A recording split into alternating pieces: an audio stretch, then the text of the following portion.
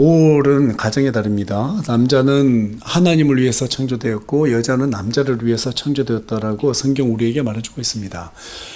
우리 하나님께서는 자신의 뜻을 이루기 위해서 이렇게 남자와 여자 두 사람으로 하여금 가정을 이루시게 한 뒤에 한 가지 명령을 주셨어요. 그 내용이 창세기 1장 28절에 기록되어 있는데요.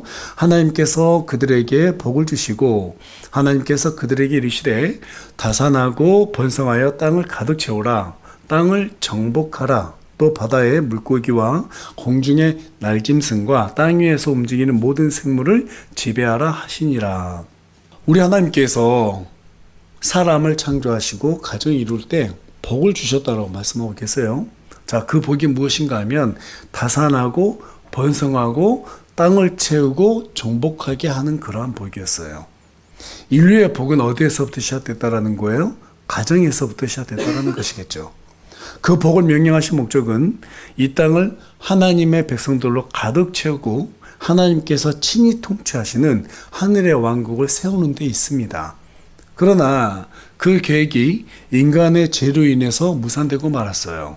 그래서 우리 하나님께서는 이 일을 완성시키기 위해서 또 다른 기관을 계획하셨는데 그 기관이 바로 교회입니다.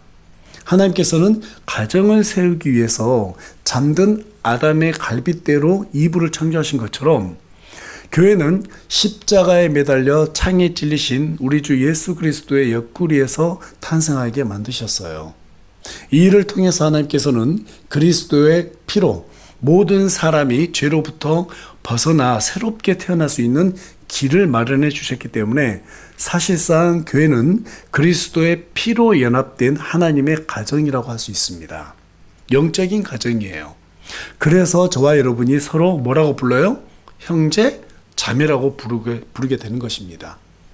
이미 이렇게 하나님께서는 영적인 가정을 꾸리기 위해서 이런 교회를 계획하셨고 그 계획을 그리스도의 죽음과 부활을 통해서 드러내기까지 비밀로 간직했다라고 성경 우리에게 말해주고 있어요. 이 사실을 깨달은 사도 바울은 오늘 본문 32절에 가서 보니까 아내와 남편의 관계를 통해서 그리스도와 교회의 관계라고 설명하고 있고 이 관계를 가리켜서 뭐라고 표현하고 있어요? 그냥 신비가 아니라 큰 신비라고 말하고 있어요. 큰 신비. 다시 말해서 창조 때부터 감추어 두셨던 이 하나님의 뜻을 가정을 통해서 교회를 예표하셨다라는 거예요. 그리고 이 교회를 통해서 하나님의 왕국을 완성시키기 위한 위대한 계획을 품고 계셨다는 사실이죠. 이 계획을 완성하기 위해서 가장 중요한 게 무엇이냐면 연합이에요. 남녀가 연합하고 형제 자매가 연합하는 것처럼 이 연합이 너무너무 중요한 거예요. 연합의 목적은 무엇인가 하면 같은 곳을 바라보고 같은 곳을 향해서 걸어 나가는 거예요. 그런데 그 같은 곳이 뭐예요? 하나님의 뜻이죠. 하나님께서 통치하시는 하나님의 왕국이 실현되는 것. 그렇게 하기 위해서 연합해야 된다 이 말이죠. 그래서 우리 하나님께서는 남편과 아내에게 한 몸을 이루라고 명령하셨고 교회에게는 그리스도와 하나로 연합되라고 명령하셨어요. 즉 가정은 출산을 통해서 생명을 낳고 번성하게 하여서 하나님의 왕국을 확장하는 그러한 사명을 맡은 기관이고 교회는 복음을 통해서 새로운 생명을 낳아서 하나님께서 통치하실 왕국을 이루어가야 된다고 하는 그러한 사명을 맡았다는 거예요. 여러분 이해가 되세요? 예. 그래서 가정과 교회는 어느 쪽이 더 중요하고 덜 중요하고 그런 게 없어요. 둘 다 너무너무 소중한 하나님께서 세우신 기관이에요. 그런데 어떤 사람들은 교회가 가정보다 우선시 되어야 하기 때문에 복음을 위해서라면 교회를 위해서라면 가정의 희생도 감수해야 된다라고 그렇게 주장하시는 분들이 있습니다. 물론 가정의 헌신으로 하나님의 뜻을 이룰 수 있다라면 참 큰 영광이 되겠죠. 그러나 그것은 어디까지나 각 가정이 자발적으로 해야 되는 헌신인 것이지 강요되는 헌신이 되어서는 안 되는 것입니다. 하나님께서는 강요하지 않으세요. 아니 강요하지 않으실 뿐만 아니라 가정의 교회 때문에 희생당하는 것 또한 원치 않으십니다. 여러분 맞아요? 가정은 교회의 수단이 아니라 그리스도의 몸된 교회를 세우기 위한 전초 기지입니다. 서로 별개의 영역이 아니에요. 서로 영향을 주고 또 영향을 받는 그런 상호적인 관계라는 거예요. 그래서 가정이 무너지면 교회도 흔들리고 가정이 세워지면 교회도 함께 세워지는 거예요. 이 원리는 여러분 교회사를 통해서 계속해서 입증된 내용입니다. 멀리 내다볼 것 없이 우리나라만 보더라도요. 과거에 교회가 복음으로 부흥해 나갈 때 정말로 영적으로 살아갔을 때 영적으로 살아있었을 때 우리 사회와 가정이 얼마나 건전하게 유지되었어요. 오래된 세월도 아니에요. 제가 뭐 초등학교, 중학교 이때만 하더라도요. 여자들이 다 긴 치마 입었어요. 짧은 치마 입지 않았습니다. 남자들은 머리 못 길었어요. 다 자르게끔 했어요. 또 너무 유흥을 즐기라고 늦게까지 가정에 충실하지 않으면 안 되니까 통금 시간이라는 것도 있었어요.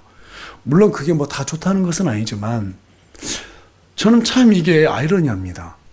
그때는 군 독재 시대였고 그랬고 뭔가 많은 자유가 억압되었는데 왜 사람들이 그러한 질서에 따랐을까? 근데 참 희한하게도 그것이 하나님께서 요구하는 것과 많은 부분에서 어때요? 그 문화 자체가 일치하는 거예요.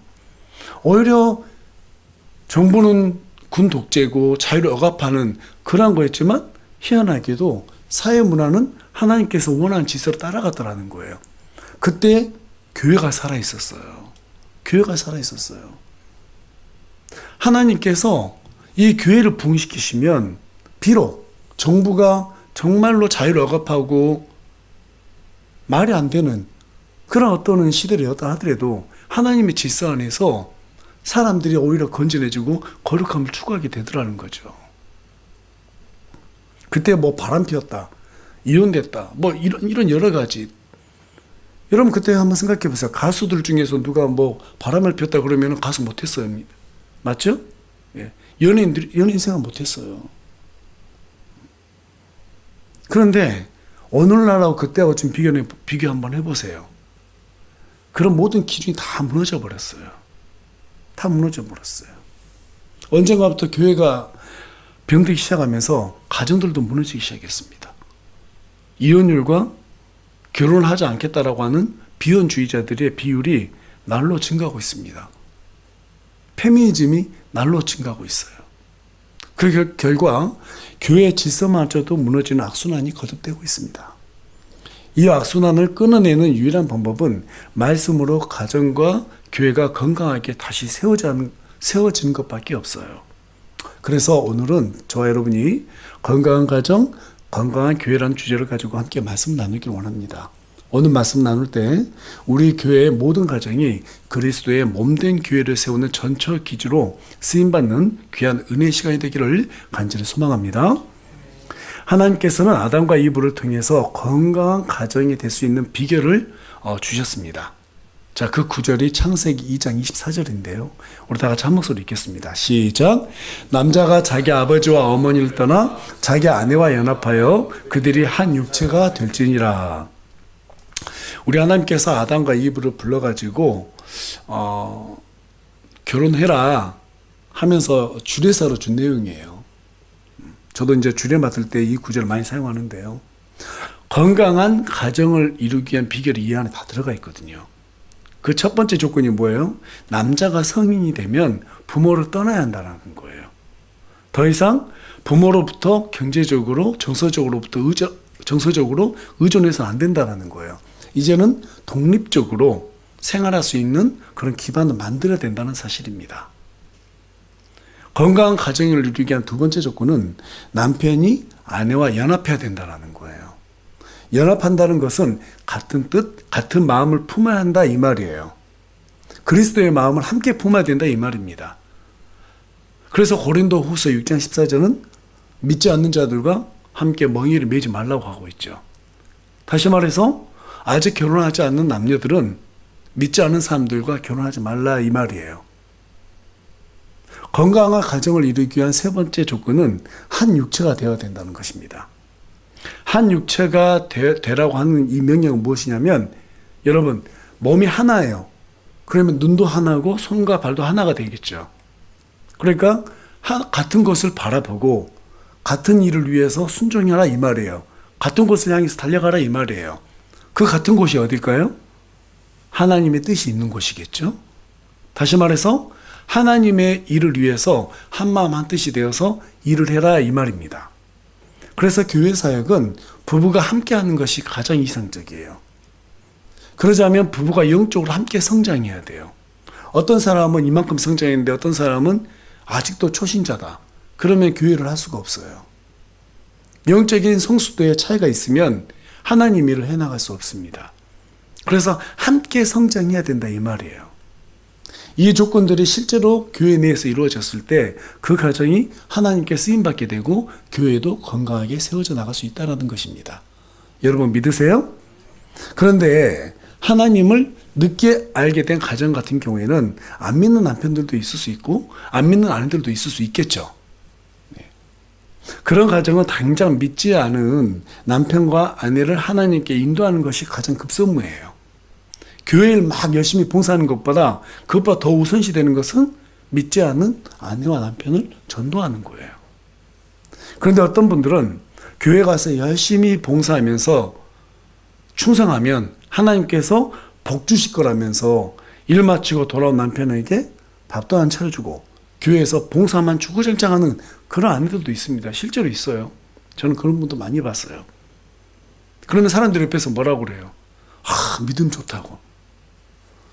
그 믿음 좋은 거 아니에요. 상식이 없는 거예요. 아주 잘못된 겁니다. 하나님은요, 가정을 무시하고 교회를 섬기라고 말씀하신 적이 없어요.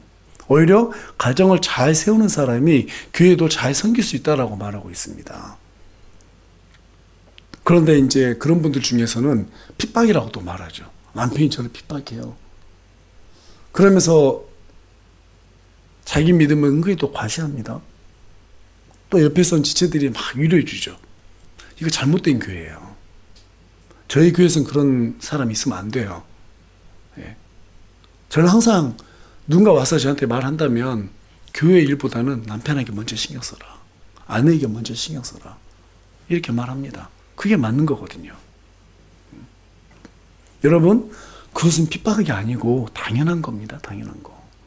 아내와 남편을 하나님께 인도하려면 성경에 기록된 대로 더 좋은 남편, 더 좋은 아내가 되어야 돼요.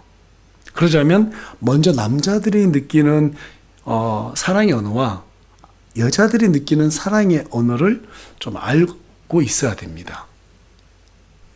여러분, 남자들은 좀 머리가 단순해요. 저도 남자지만 우리 남자 동기 여러분 어때요? 좀 단순합니다. 되게 단순해요.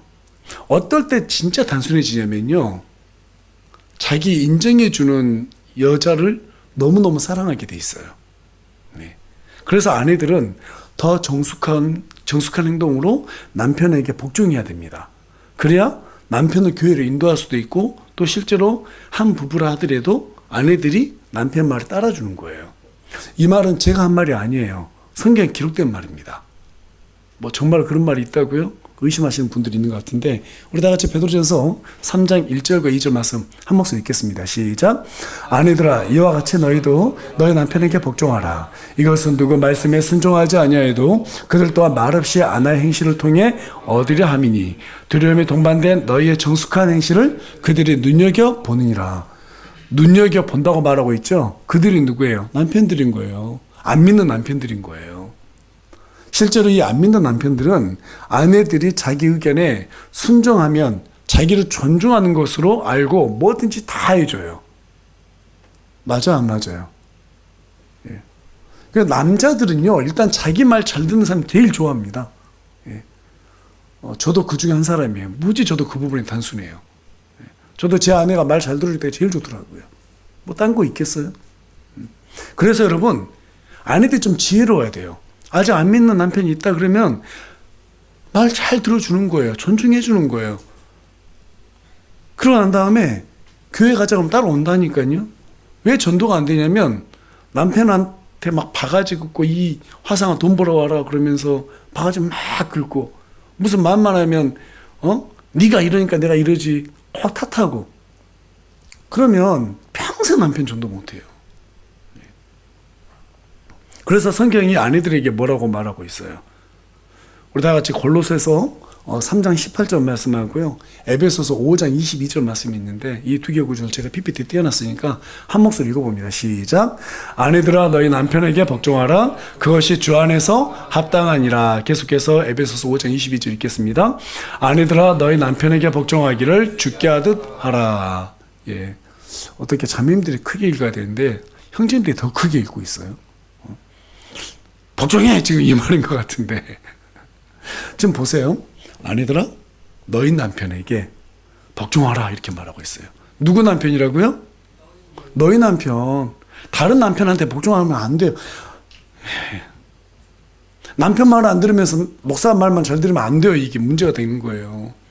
목사 말에게 복종하기 전에 남편에게 먼저 복종해야 되는 거예요. 주수자매, 아멘 해보세요. 지원자매, 아멘 해보세요. 예. 너희 남편이에요. 예. 가정이 먼저란 말이에요. 너희 남편에게 복종이라.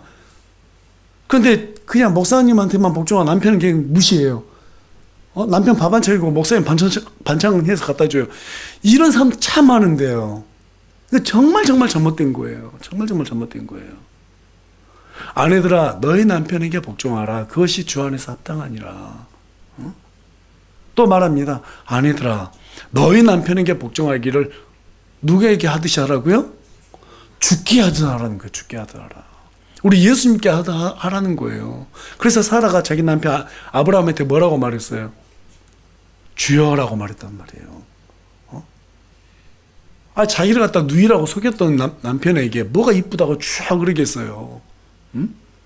근데 하나님께서 그걸 요구하시니까 주여라고 말했다라는 거예요. 죽게 하듯 복종하라는 거예요. 하나님께서.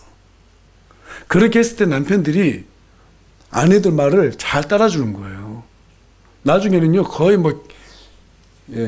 길들이 패처럼 아주 그냥 말만 하면 다 따라요. 이렇게 남자들이 머리가 단순해요. 이도목에서 또 이런 걸 모르고 불편해하는 아내들이 있습니다. 왜 우리가 남편에게 복종해야 하면서 막 따지는 분들이 있어요. 페미니즘 영향 많으신 분들이 대부분 이렇죠. 앞서 말씀드린 바와 같이 성경 기록에 따르면 남자는 하나님을 위해서 창조됐지만 여자는 누구를 위해서 창조됐다고요? 남자를 위해서 창조됐어요. 그래서 남자들은 복종하는 아내를 사랑하도록 영적인 DNA 속에 하나님께서 그렇게 심어 놓으셨단 말이에요.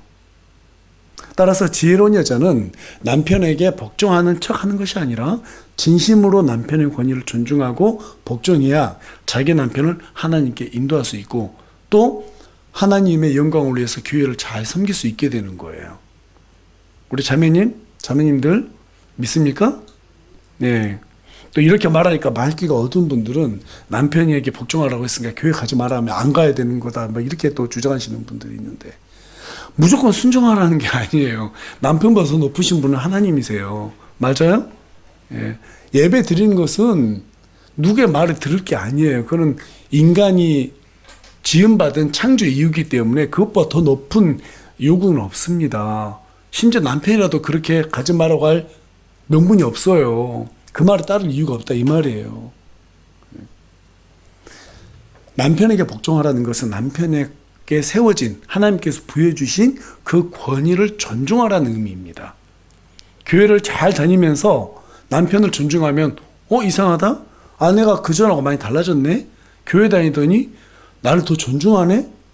이러면 얼마나 불신자 남편들이 교회를 신뢰할 수 있겠습니까? 그렇지 않으세요? 맞죠? 네. 다른 말은 하나도 순종하지 않으면서 교회 가지 말라고 하는 것만 순종하면 이건 참 골치 아픕니다. 네. 따라서 남편을 하나님께 인도하고 또 남편과 함께 교회를 우리 아내들이 잘 세워나가려면 남편의 권위에 복종해야 되는 거예요. 복종이란 말은 무조건 따르는 말이 아닙니다. 남편에게 주어진 권한 내에서 따르는 게 복종이에요. 그게 복종이에요. 권한이 없는 범위 내에서 아내들에게 뭔가 요구하면 아내들은 그거 할 필요 없습니다. 무조건 따르라는 게 아니에요. 교회 가지 마. 그럼 안 가. 이게 아니란 말이에요. 주어진 권위 내에 따른 것이 복종이라고 다시 한번 여러분께 말씀드리고 싶어요. 그것이 아내들에게 주신 하나님의 명령입니다. 자, 반대로 믿지 않는 아내들이 있어요. 그럼 남자들은 또 어떻게 해야 될까요? 남자들은 머리가 단순한 대신 여자들은 또 마음이 단순해요. 이 마음이 참 단순해요. 그렇게 창조됐습니다. 여자들은 남자를 위해서 지음받았기 때문에 복종의 의무는 있지만 강요당하는 것을 원치 않습니다. 하나님께서도 그걸 원치 않으세요. 그래서 여자들은 자신을 사랑해주는 남편에게 복종하게 돼 있어요. 어떤 남편에게요? 사랑해주는 남편에게. 그래서 골로새서 3장 19절에 뭐라고 말하고 있어요? 우리 형제님들만 크게 한 목소리 읽어봅니다. 크게 읽으셔야 돼요. 시작. 남편들아 너희 아내를 사랑하고 모질게 대하지 말라. 예. 지금 어떻게 말하고 있어요? 너희 아내. 다른 여자에게 잘해줄 필요가 하나도 없는 거예요. 누구에게 잘해주라고요? 자기 아내에게. 예. 너희 아내를 사랑하고 모질게 대하지 말라는 거예요. 절대로 남편들은 아내에게 폭력을 사용하거나 폭언을 사용하거나 그렇게 모질게 대해서는 안 됩니다.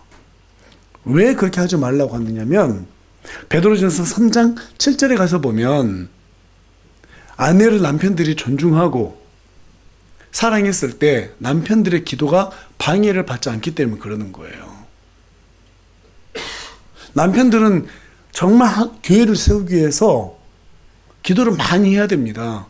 가정을 위해서 기도를 많이 해야 돼요.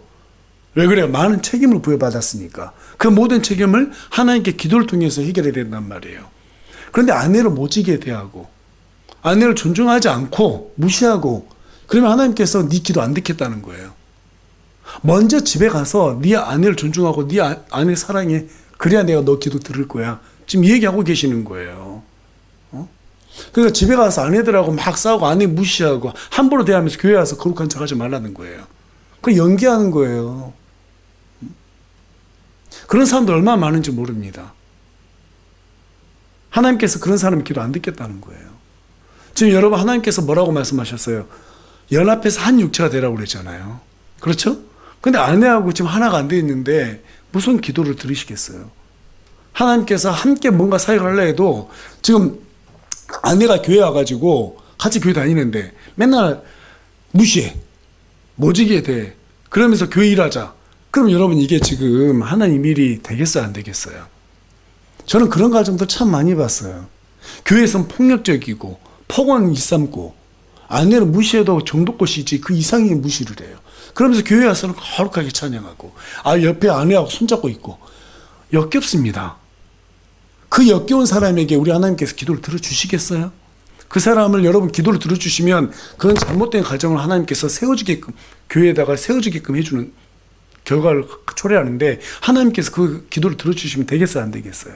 안 되는 거예요. 그래서 에베소서 5장 25절에 가서 보면 또 무슨 말을 합니까? 우리 다 같이 남편들, 남자들이죠. 앞으로 이제 결혼해야 될 우리 청년들, 또 결혼한 남자들. 큰 목소리 읽어봅니다. 시작. 남편들아 너희 아내 사랑하기를 그리스도께서 또한 교회를 사랑하사 교회를 위해 자신을 주신 것 같이 알아. 어떻게 사랑하라고 말하고 있어요? 목숨을 다해서 사랑하라는 거예요. 우리 주님께서 십자가에 달려 죽어주셨잖아요. 교회를 탄생시키기 위해서. 그와 같이 사랑하라는 거예요. 목숨을 다해서 사랑하라는 거예요. 예. 저도 이제 거기에 들고 소개하기가 참 어려운데 어떨 때 찔릴 때가 많이 있으니까요. 근데 그렇게 사랑하라고 하는 거예요. 근데 이제 이 말씀을 보면서요, 저도 개인적으로는 결혼한 뒤에 어느 순간에 이렇게 해야 되는구나. 아직까지는 다 성화에 아내를 완전하게 사랑하는 성화까지 못 갔지만 노력을 합니다. 그러니까 과거보다는 조금 더 자유로워지는 것 같아요. 여러분 아내들을 어떻게 사랑하라고 말하고 있어요?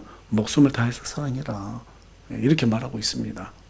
내 몸처럼 사랑해라. 이렇게 말하고 있어요.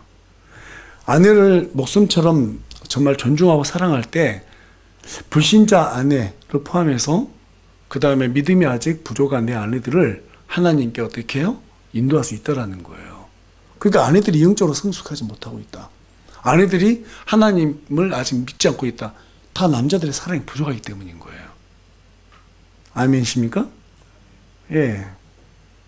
그런데 어느 날 잘못된 교사들은, 잘못된 목사들은 무조건적인 순종과 많은 헌금과 교회 봉사를 강요하고 있습니다. 그렇게 되면 복 받는다는 거예요. 그렇게 되면 안 믿는 아내들도 오고 남편도 온다는 거예요.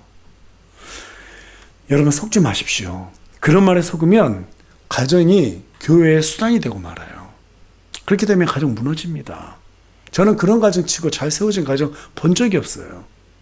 제 주변에서도 보면 교회만 열심히 하고요, 남편 무시하는 이런 아내들, 지금 뭐 몇십 돼도 아직 여전히 남편들이 인도 못하는 가정 정말 많이 봤습니다. 그러면서 교회 가서 새벽기도 가서 기도하고 모든 예배 다 참석해서 남편을 위해서 기도하고요. 아니 그렇게 하지 마시고 남편에게 잘하면 되는 거예요. 또 아내에게 잘하면 되는 거예요. 그렇게 하면 나오지 말래도 따로 나온다고요. 영적으로 성장하지 말해도 성장한다고요. 조금 전에 우리 함께 나눴던 말씀대로 남편과 아내가 그렇게 최선을 다하면 아내가 영적으로 성장한다니까요.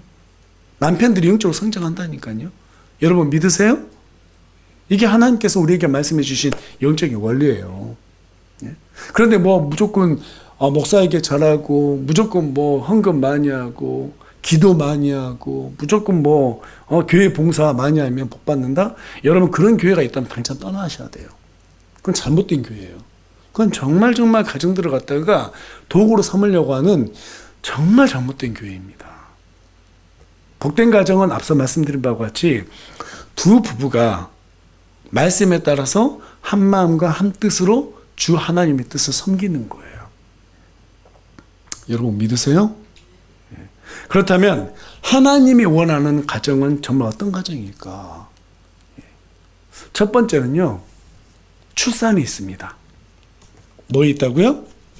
출산이 있다고요. 제가 주중에 뭐 이런 인물이 교회에 왔더라고요. 보니까 저출산 이렇게 해결하자. 결혼을 22세에서 25세에 해야 하는 이유. 출산율 2.5배 증가. 뭐 이렇게 왔어요. 내용 한번 쭉 읽어봤거든요. 예. 다 좋은 말이에요. 다 좋은 말들이에요. 근데 그 중에 하나가 뭐냐면 빨리 결혼해서 애를 일찍 낳아야지 노후도 계획할 수 있다는 거예요. 예. 여러분 믿으실지 모르겠지만 저는 20대 초반부터 이걸 다 계획을 했었어요. 이상하게 그런 거 계획을 했었어요. 그래서 무조건 결혼은 28 이전에 해야 된다. 뭐 그런 생각도 했고요. 근데 감사하게도 제가 계획한 대로 애들이 이렇게 낳고 키웠고 지금 다 대학생들이잖아요. 그러니까 한 몇 년만 고생하면 이제 자유의 몸이 될 수 있겠더라고요. 근데 제 친구들은 이제서 애를 낳았어요. 이제 앞으로 한 20년 지나서 대학생 되면 제 친구들은 다 70이 넘어가요. 60대 때 학부모 모시러 가면 가야 돼요. 그럼 애들이 엄마 아빠 늙으면 안 좋아하잖아요. 그러니까 이런 것도 우리가 잘 계산해야 되는 거예요. 근데 꼭 그런 것보다는 성경이 우리에게 왜 출산에 대해서 참 여러 차례 말을 하고 있는가 하면 시편 127편 3절에 가서 보면 보라 자식들은 주의 유산이요 태의 열매는 그분의 보상이로다. 자식들이 누구의 유산이라고 말하고 있어요? 우리 주 하나님의 유산이래요. 유산이래요. 그 태의 열매는 그분의 보상이다. 그러니까 여러분에게 보상을 주겠다는 거예요.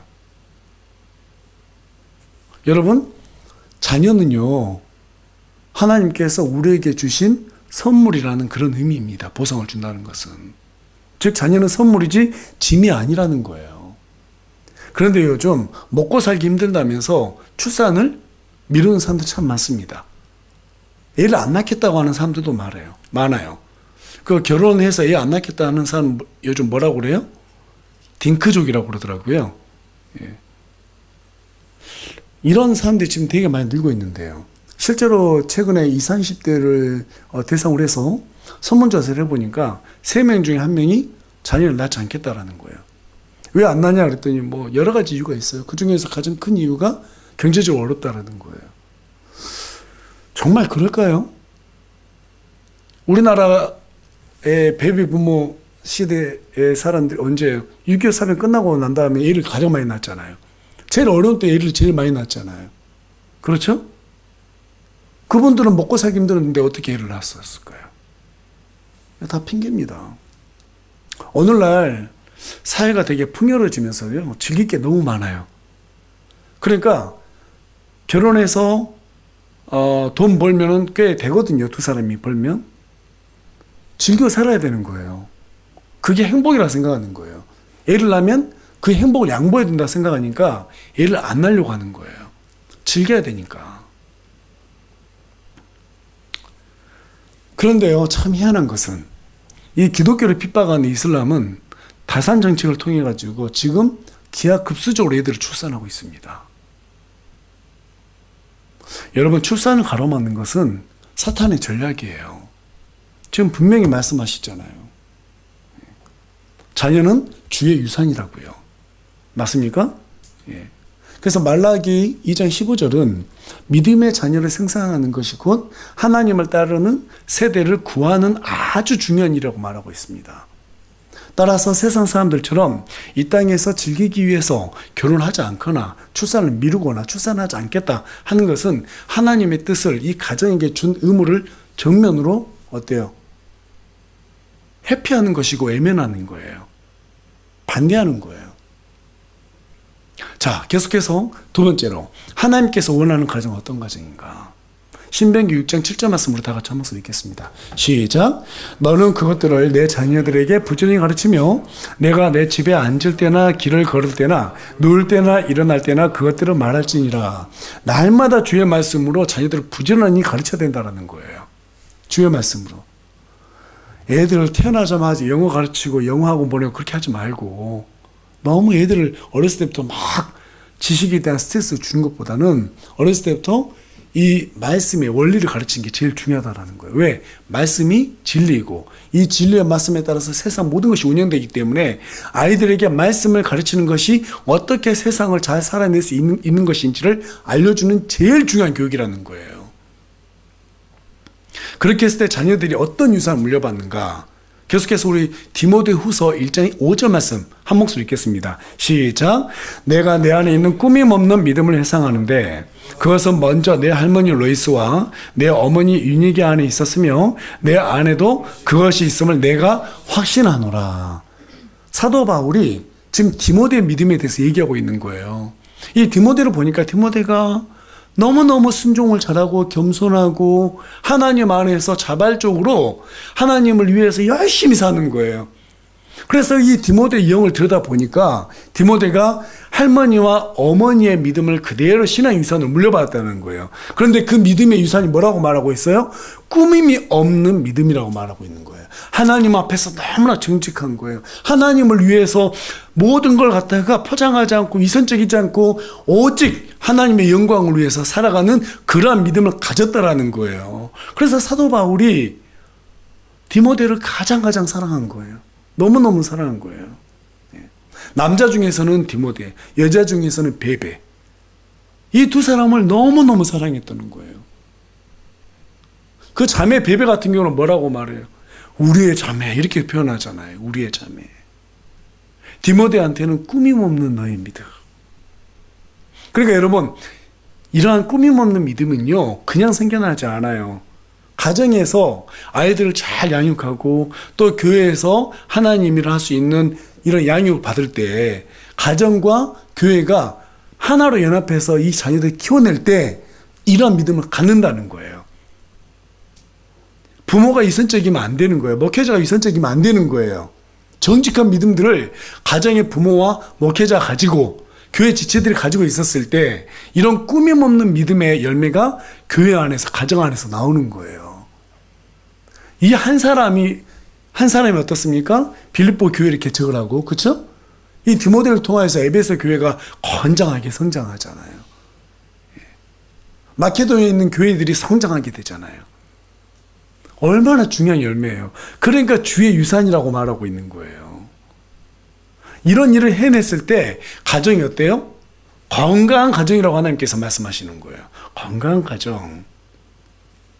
여러분, 하나님 안에서 자녀 하나 잘 키우는 것이 하나님의 뜻을 이루는 큰 열매가 되는 것입니다. 이게 바로 가정에게, 각 가정에게 하나님께서 주신 미션이에요. 미션이에요. 그 대표적인 사람이 누군가 하냐면, 또 한 사람을 들어가면 한나입니다. 한나. 여러분, 많은 분들이 한나가 아이를 낳지 못해가지고 서러워서 울면서 하나님 앞에 기도했다고 그렇게 오해하시는 분들이 있는데, 여러분, 아니에요. 물론 아이 못 낳아서 좀 서러움도 당했죠. 그런데 한나가 진심으로 울면서 하나님 앞에 기도하고 애를 달라고 기도했던 이유가 뭐냐면, 이스라엘 안에서 바른 지도자가 없었기 때문에 울었던 거예요. 하나님께서 사내 아이를 주시면 제가 하나님께 드리겠다라고 소원했던 이유도 뭐였어요? 이스라엘 안에 좋은 지도자를 나를 통해서 주십시오, 이 기도를 했다라는 거예요. 그래서 낳은 아들이 누구였어요? 사무엘이었어요. 사무엘. 여러분, 이 기도를 하나님께서 들으셨어요. 그리고 이 사무엘 한 사람을 통해서 우리 하나님께서 이스라엘을 회복하게 만드시고 영적으로 바로잡는 그런 귀한 일을 하게 만드셨다는 거예요. 그래서 주의 유산이라고 말하고 있는 거예요. 한나가 그렇게 아이를 낳습니다. 그리고 젖을 뗐어요. 바로 누구한테 맡깁니까? 제사장한테 맡기잖아요. 그 믿음이 부족한 제사장이 아이를 키우는데 사무엘이 건장히 키워나가잖아요. 보고 배우는 거예요. 아, 제사장이 이런 일 하는 거구나. 또 한나가 올 때마다 이런 얘기 저런 얘기 했겠죠. 가정에서의 교육, 그 다음에 하나님 안에서 교육, 이런 것들을 받으면서 하나님께서 사무엘을 크게 쓰시는 거예요. 여러분, 가정은 자녀를 낳고 잘 양육해야 될 책임이 있어요. 교회는 그 자녀들을 바르게 양육해서 주의 일꾼으로 세워야 할 책임이 있는 거예요. 그러니까 가정과 교회가 하나로 이렇게 연합이 되었을 때 이 안에서 하나님의 귀한 자녀들이 생산되는 거예요. 그리고 계속해서 교회가 어떻게 돼요? 안 믿는 사람들을 교회로 다시 모으게 만들고, 또 그들을 통해서 어떻게 해요? 양육하고, 이런 일이 계속 선순환이 되는 겁니다. 그러니까 여러분, 교회가 잘 세워지려면 어디가 건강해야 돼요? 가정이 건강해야 돼요. 아이를 낳고 믿음 안에서 잘 키우고 절대 위선적으로 살아가지 않도록 정직하고 꾸밈 없는 믿음을 부모들이 보여주고, 교회에서 또 말씀을 잘 양육받고 교회에서 일을 하고 하나님을 위해서 살아야겠다라는 그런 믿음의 포부를 갖게 하는 거예요. 그렇게 했을 때 우리나라 기독교가 잘 세워질 수 있는 겁니다. 그런데 참 안타까운 것은 오늘날 출산율이 너무 저조해요. 교회들이 자녀들에 대해서 양육할 준비가 안 돼 있습니다. 저희 어렸을 때만 하더라도요, 빵 하나 준 다음에 애들이 많이 왔거든요. 주일학교 막 500명, 600명 그랬었어요. 많은 곳은. 저도 지금 어렸을 때 못 모르고 그냥 교회 가서 빵 얻어 먹으면서 배웠거든요. 그런데 지금도 기억에 나는 게 뭐냐면요, 시골 교회 그 목사님이 빼빼 마르셨어요.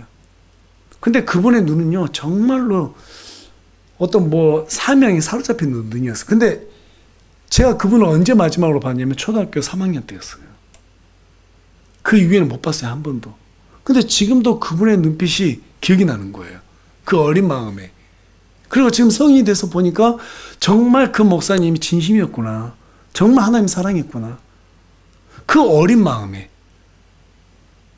그래서 여러분, 교회에 어린 아이들이 오면 그 아이들 무시하면 안 되는 거예요. 그 아이들이 웃고 철없는 것처럼 보이지만 그 아이들이 여러분들 다 보고 있는 거예요. 어렸을 때 저처럼.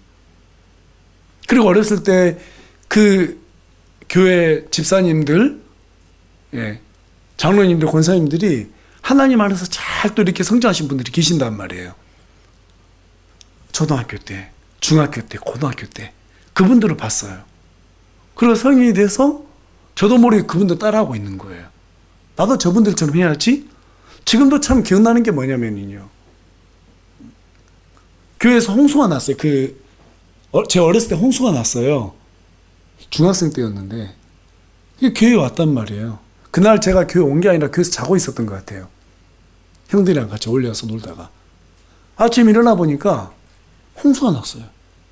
그런데요, 우리 그 교회 사람들이 다리를 다 걷고 그 홍수 나는 데도 기도하러 왔어요. 아침에 기도하러 오는 거예요. 그리고 출근하는 거예요. 저는 그 모습 보면서 아, 신앙의 유산이 저런 것이었구나. 집에서도 못 배운 것을 교회에서 배웠단 말이에요. 그분들의 등을 보고 아, 저렇게 기도해야 되는구나. 저렇게 교회에 섬겨야 되는구나. 교회가 어려우면 누구 할 것 없이 이름도 내세우지 않고 헌금을 해요. 그때 당시 우리 교회가 성도 수는 많았는데 개척교회였거든요. 마이크가 고장났어요. 바로 누군가가 헌금해가지고 바로 교회 마이크 시설 갖추고 이런 모든 것들을 봤어요. 외부 사람들이 와가지고 교회 커튼이 너무 오래됐다 이렇게 말하니까 바로 그 다음날 누군가가 와가지고 다 교체하는 거예요. 제가 왜 교회를 사랑하고 지금까지 섬기고 왔는가 하면 그분들의 등을 봤기 때문에 그래요. 여러분, 가정에서 아이들 자녀님하고 교회에서 저와 여러분들이 서선수범하면 지금 여기에 있는 우리 청년들, 학생들이 나중에 성장하잖아요. 똑같이 그걸 따라한다고요. 그렇게 해야지 건강한 교회가 되는 것이고 하나님께서 세우시는 교회가 되는 거예요. 쓰임받는 교회가 되는 거예요. 말씀을 정리하겠습니다. 여러분, 가정과 교회는 어떤 곳이에요? 상호 보완적인 관계예요. 가정은 교회를 위해서 존재하고 교회는 가정을 위해서 존재하는 겁니다. 믿습니까? 예. 가정은 아이들을 출산하고 부모가 하나로 연합해서 하나님의 뜻을 이루기 위해서 열심히 살아갈 때 자녀들이 그 모습을 보고 성장하는 거예요. 또 교회는 이 아이들에게 하나님의 원대한 비전을 알려주고 하나님의 뜻을 위해서 살아가야 된다는 것을 바른 길로 인도해 주는 거예요. 그렇게 했을 때 좋은 믿음의 사무엘 같은 사람들, 디모데 같은 사람들, 이런 사람들이 탄생하게 되는 겁니다. 우리 교회가 또 우리 교회 모든 가정들이 이렇게 성경의 원리를 따라가지고 최선을 다할 때 정말 좋은 주의 유산들이 우리 교회에서 많이 나올 수 있기를 간절히 소망합니다. 예. 그러자면 먼저 어떻게 해야 되겠어요? 지금 결혼한 우리 가정들 애를 낳아야 돼요. 예. 좀 이따 갈 때 저거 다 읽고 가세요. 애를 낳아야 돼요. 아직 결혼 안 하는 우리 청년들 빨리 결혼해야 돼요. 믿음의 좋은 자매들 찾아다녀야 돼요. 아이, 구하라 그러면 주신다고 말씀하시잖아요. 그렇죠? 찾으라 그러면 어떻게 된다고요? 찾으리라. 그래도 안 돼. 그럼 어떻게 하라고요? 두드리라고요. 그럼 어떻게 된다고요? 열린다고요. 네. 찾아야 돼요. 좋은 자매 찾아야 돼요. 옷은 막 눈 씻고 찾아야 되고 막 하나님께 달라고 기도해야 되는 거예요. 그렇게 해서 조출산 뭐 맞는 것도 중요하지만 믿음의 자녀를 잘 양육해야 되는 거예요. 그게 저와 여러분의 큰 보상이 되는 거예요. 예. 그렇게 하시길 바랍니다. 예. 아니, 이미 결혼한 사람들이 왜 아멘 하세요? 결혼 안 한 형제들이 뭐 2번 결혼하려고 그래요? 자, 우리 결혼 안 한 우리 형제자매들은 어떻게? 아멘 해보세요. 결혼하고 신나 봐요. 어쨌든 하나님 안에서 이렇게 가정과 교회가 참 중요하다는 사실 여러분들께서 이해하시고 이런 영적인 원리에 따라 가지고 우리가 정말 주님 앞에 충성된 자녀가 되고 또 좋은 교회를 세웠으면 좋겠습니다. 좋은 가정이 세워지길 소망합니다.